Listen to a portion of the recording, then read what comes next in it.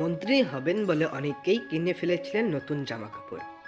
স্বপ্নভঙ্গের গল্প ফাঁস করে বিজেপিকে অস্বস্তিতে ফেললেন দিলীপ।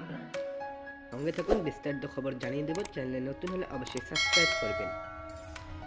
বাংলায় 21-এর বিধানসভা নির্বাচনে দু চোখ ভরে জয়ের স্বপ্ন দেখলেও শেষ অবধি ভরাডুবি হয়েছিল বিজেপির। বিধায়কের সংখ্যা প্রয়োজনের থেকে অনেক দূরেই থমকে গিয়েছিল। তবে শুধু দল হিসেবে বিজেপি নয়, দলের অনেক নেতারাও স্বপ্নভঙ্গ হয়েছিল 2021 সালের 2রা মে।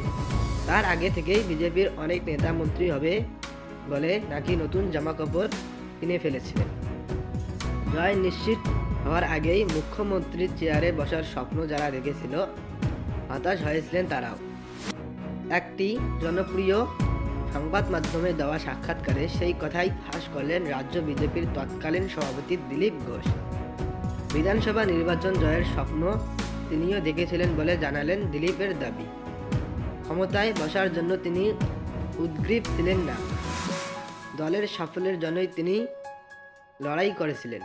দিলীপ বলেন, অনেকেই ভেবেছিল বিজেপি ক্ষমতায় আসছে, প্রতিপক্ষ ভেবেছিল তারা হেরে যাচ্ছে, কিন্তু যে কোনো কারণেই হোক সেটা হলো না। বহু লোক মুখ্যমন্ত্রী হওয়ার জন্য জামাকাপড় কিনে তৈরি ছিল। পাশাপাশি সেই সময়ের কথা জানাতে গিয়ে দিলীপ বলেন, আমাকে অনেকেই প্রশ্ন করতো কে কি মন্ত্রী হবে, আপনি তার তালিকা বানিয়েছেন? আমি বলতাম, এটা আমার কাজ নয় দাদা, সরকারে আনা আমার দায়িত্ব, যদি হয় যায় তাহলে ভালো, তালিকা বানানোর অন্য লোক রয়েছে। তৎকালীন রাজ্যপাল জগদীপ ধনকরও তার কাছে আগাম তালিকা নিয়ে খোঁজ খবর নিয়েছিলেন বলেও দাবি করেন দিলীপ। প্রাক্তন রাজ্য সভাপতির বক্তব্য, যদি হয়ে যেত আমার ভালো লাগতো, আমরা খেটেছিলাম অনেক, ভেবেছিলাম অন্তত 100-র বেশি আসন হয়ে যাবে। হারের কারণ নিয়ে দলের ময়না তদন্ত হয়েছিল। দিলীপ বলেন, নেতৃত্বের সঙ্গে কথা হয়েছিল, তবে সবাই সব শুনতেও চায় না। পাশাপাশি তার বক্তব্য, ফল তো আমার হাতে নেই, কাজ যা করার ছিল করে দিয়েছি, তারপরে সবাই আমার দোষ দিয়েছে, অথচ হারার আগে আমি খুব ভালো ছিলাম।